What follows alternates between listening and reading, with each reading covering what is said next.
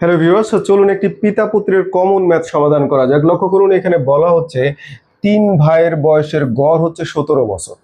তাহলে তিন ভাইয়ের বয়সের গড় কত? 17 বছর। তাদের বাবা সহ ওই তিন ভাইয়ের বয়সের গড় বলা হচ্ছে 26 বছর হলে এখানে চাওয়া হচ্ছে পিতার বয়স কত হবে সেটি আমাদেরকে বের করতে বলা হচ্ছে।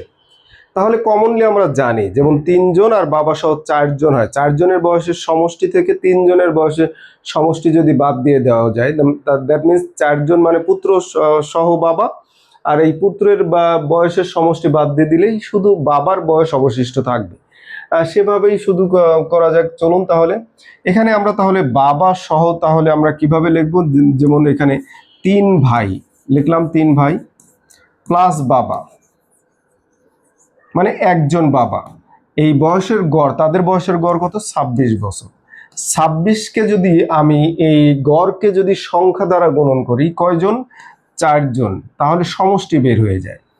তাহলে সমষ্টি হবে কত? 4 26 কত হবে? 4 25 100 আর হচ্ছে 4 হবে, তাহলে 104।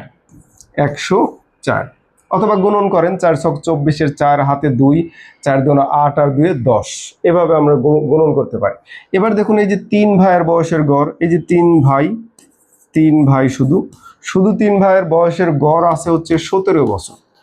তাহলে তিন দ্বারা যদি সংখ্যা দ্বারা গুণন করি, 3 17 কত হয়? 51। তাহলে সমষ্টি পেয়ে গেলাম 51 বছর। এখন একটু খেয়াল করেন, প্রথম সমষ্টি থেকে দ্বিতীয় সমষ্টি যদি বাদ দিয়ে দেই, তাহলে এই যে ভাই ভাই কেটে যাবে, শুধু বাবা থাকবে। শুধু কি থাকবে? বাবা থাকবে। এখানে আমরা মাইনাস করে দিব, তাহলে মাইনাস করে দিলে থাকে কত? 104 থেকে যদি আমি 51 বাদ দিয়ে দিই, বাকি থাকে হচ্ছে 53।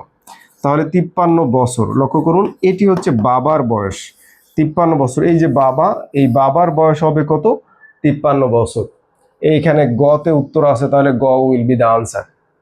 এটি মূলত আসলে কিভাবে হচ্ছে, ভাষা দেখুন কিভাবে বলছে, সেটা একটু দেখে আসি। চলো সেটা একটু যদি দেখতে যাই,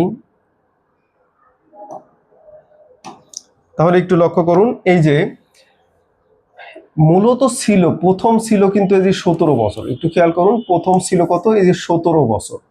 তাহলে তিনজনের বয়সের গড় হচ্ছে 17 বছর থেকেই কিন্তু বাড়ছে, যখন বাবা যোগ হয়েছে তখন বাড়ছে। কিভাবে, কতটুকু বাড়ছে একটু খেয়াল করুন।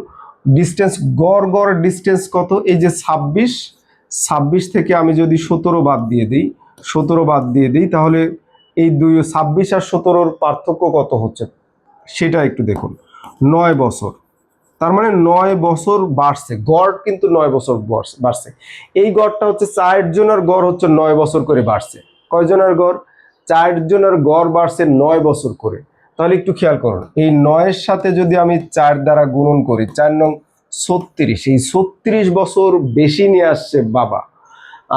ছেলেদের তুলনায় ছেলেদের যা বয়স, গড় বয়স মানে প্রত্যেকেরই 17 তিনজনের 17 করে ধরা হয়েছে, সেই 17-র সাথে বাবা অতিরিক্ত 36 বছর বয়স বেশি নিয়ে আসছে যখন, তখন গড় চারজনের গড় 26 হয়ে গেছে। তাহলে এই 36-এর সাথে যদি 17 যোগ করে দেওয়া যায়, তাহলেই কিন্তু বাবার বয়স হয়ে যাবে। তাহলে 17 যোগ করে দেই, তাহলে কত হবে? এই যে 3 আর এখানে 4 একে 5, এই যে 53 বছর, এই 53 বছরই হচ্ছে বাবার বয়স। আমি আবারও বলছি, গড়ের ক্ষেত্রে প্রথম গড় আর দ্বিতীয় গড়ের পার্থক্য হচ্ছে 9 বছর। এই গড় 9 বছর গড় বাবা অতিরিক্ত নিয়ে আসছে। এইখানে পরের বারে দেখা যাচ্ছে যে বাবা সহ চারজনের বয়সের গড় হচ্ছে 9 বছর করে বেশি। কাদের চেয়ে? এই যে 17-এর চেয়ে, শুধু সন্তানের চেয়ে। তাহলে 9 বছর করে যদি বেশি হয়, 4 নং 36, এই 36 বছর বেশি নিয়ে আসছে অতিরিক্ত, যা থাকার কথা ছিল 17 না থেকে যখন বাবা যোগ হয়েছে তখন 36 বছর এই 17-র তুলনায় বেশি আসছে। তাহলে বাবার বয়স কত? 17 প্লাস হচ্ছে ওই 36 অতিরিক্ত যেটা নিয়ে আসছে, সেই 36 যোগ করে দিলে 53। মোট বছর হচ্ছে বাবার বয়স হচ্ছে 53 বছর। আজকে এই পর্যন্ত রাখছি। আল্লাহ হাফেজ।